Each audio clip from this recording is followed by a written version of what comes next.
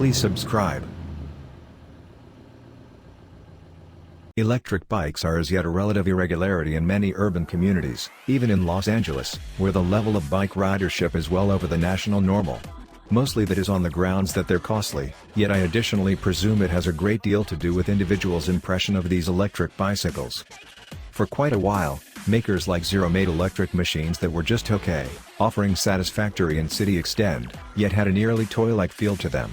They likewise couldn't contend with gas motor bicycles in out-and-out execution, however that is gradually evolving. As proof of this, I present the 2020 Zero SR/S.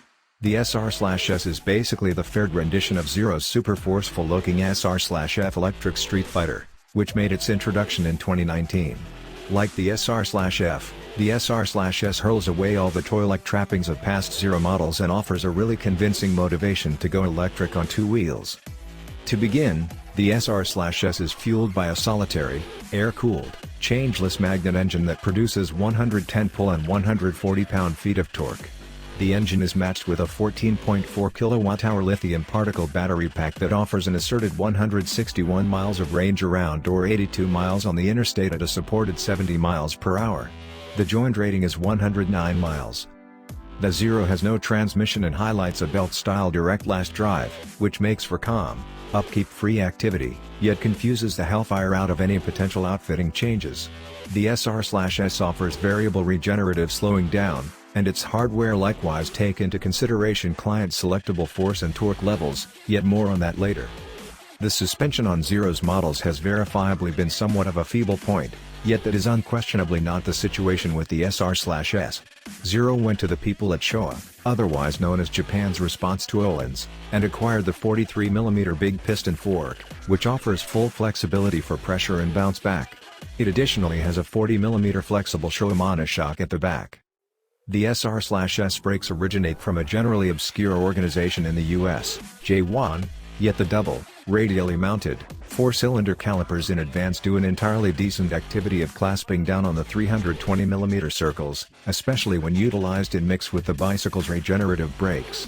The back brake is a solitary cylinder issue and clips a 240mm rotor. Bosch ABS is standard. From a gadget's point of view, the Zero is pretty element-rich. As I referenced previously, force and torque are client movable from the Zero next-gen application, and alongside reg and settings, can be spared to a client-named and characterized profile on the bicycle. Riding around in Hyatt mode, for instance, nets full force and torque, standard footing control and max regenerative slowing down. It's wonderful. The Zero Scramble is a standard-looking, full-shading TFT unit. It's reasonably spread out, and clear constantly on account of day and night show modes. The bicycle's controls are entirely straightforward, enough that I ended up wanting for additional catches to travel through menus, same for a committed warmed hold button. Nothing here is terrible, or even awful, truly, however it could be better. Being an electric bicycle, you'd anticipate that it should have a few eccentricities, and it does. My undisputed top choice is the little trunk that utilization space that would somehow or another be taken up by a fuel tank. Its key worked, which is fine. An electronic lock discharge would have been cool, however it's an invite bit of capacity. It's not large enough for a full-size head protector, however on the off chance that you need to get some inexpensive food in transit home from a ride, your supper no longer needs to get smushed in a rucksack. My SR/S analyzer is a premium model, which implies that it can exploit DC quick energizing at paces of to 6 kilowatts.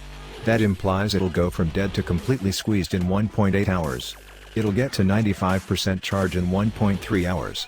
It is anything but a supercharger, however it'll do.